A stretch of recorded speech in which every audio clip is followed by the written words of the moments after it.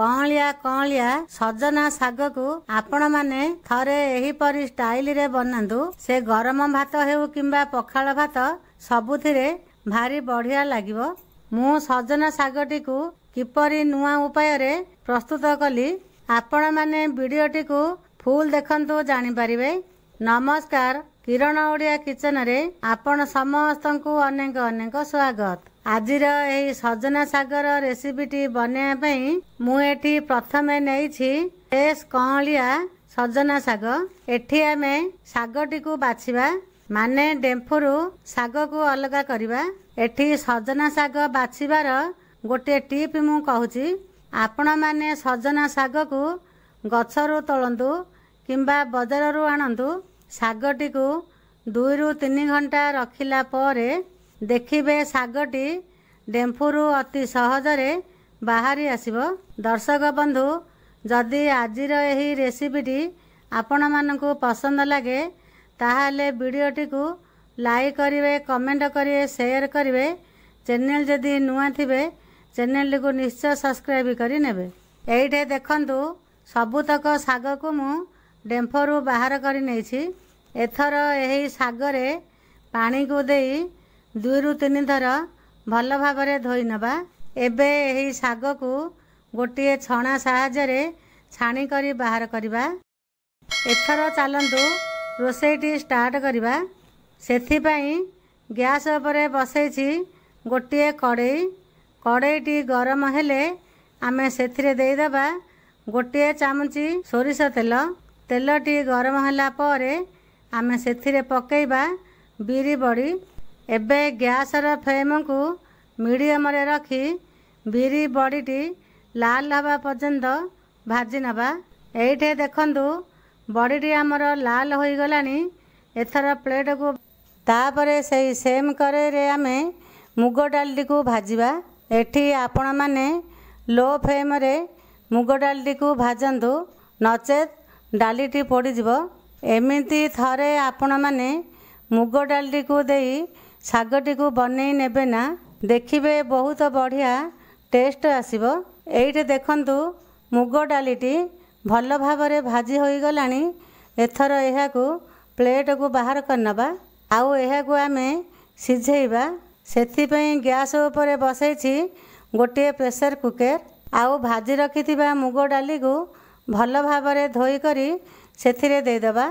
आपण माने जेतिकी मुग डाली नेइथिबे सेतिकी पानी को मध्य देबे।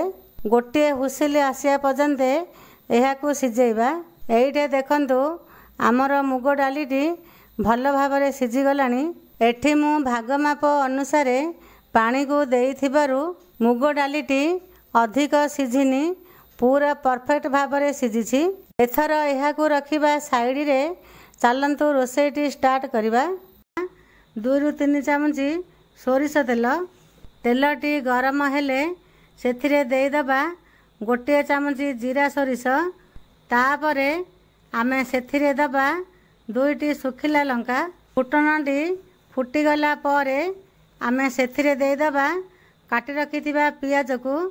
मु 2टी मीडियम साइज रो पियाज को एही परी लंबा लंबा करी काटी नेछि। पियाजटी गोल्डन कलर होई भाजी होई गला परे आमे सेथिरे दबा किछि कोरा नड़िया। नड़िया कोराटी एही पियाज फुटण रे देले देखिबे नड़िया कोरार आउ स्मेल रहिबनी, खाइया पई टेस्ट लागिवो। आपण माने नड़िया कोराटी को सजना शागरे निश्चय दियंतु, देखिबे बहुत बढ़िया टेस्ट आसीबो। देखंतु मु नड़िया कोराटी भल भाबरे भाजी नेछि। एही स्टेज रे आमे धोई रखिथिबा सजना शाग को सेथिरे देई दबा। आउ एही सब को भल भाबरे गोळेई नबा।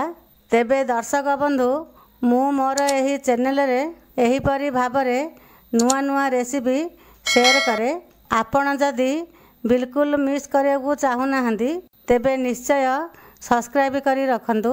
एइठी मु शागटी को किछि समय घोड़ी रखिथिली, जहा द्वारा कि शागटी टिके नई गलानी। बास एही स्टेज रे आमे सिझेई रखिथिबा मुग डाली को सेथिरे देई दबा। तापरे एहाकू आमे भल भाबरे गोळेई नबा। आउ एहा परे सेथिरे स्वाद अनुसार लुण को दबा आउ टिके बढ़िया टेस्ट आसिया पई आमे सेथिरे दबा अल्प टिके गुड़ एहा परे आमे एथिरे पानी को दबा आपण माने साग को देखि सेथिरे पानी को देबे पानी को देई एही सब को भलो भाबरे गोळेई करी आउ 2 ରୁ 3 मिनिट सिझिया पई घोड़े करी छाड़ी दबा 2 ରୁ 3 मिनिट पर देखंतु आमर एही सजना सागटी 50% सिझी गलानी। एही स्टेज रे आमे सेथिरे बड़ी को दबा आउ एही सब को भलो भाबरे गोळेई करी पुणी थरे 2 ରୁ 3 मिनिट सिझिया पई घोड़े करी छाड़ी दबा 2 ରୁ 3 मिनिट पर देखंतु आम सजना साग मुग रेसिपीर फाइनाल लुकटी एकदम रेडी। तेबे आपण माने थरे एही उपाय रे सजना सागटी को निश्चय बनातु। तेबे आपण मानक अनुभूति किपरि रहिला मो सहित निश्चय शेयर भी करंतु आउ एही परी नुआ नुआ रेसिपी जानिया पई मो चैनल को निश्चय सब्सक्राइब करी नियंतु। तेबे आज रहुछि पुणी आसीबी नुआ रेसिपी नहीं से पर्यंत रहिली नमस्कार।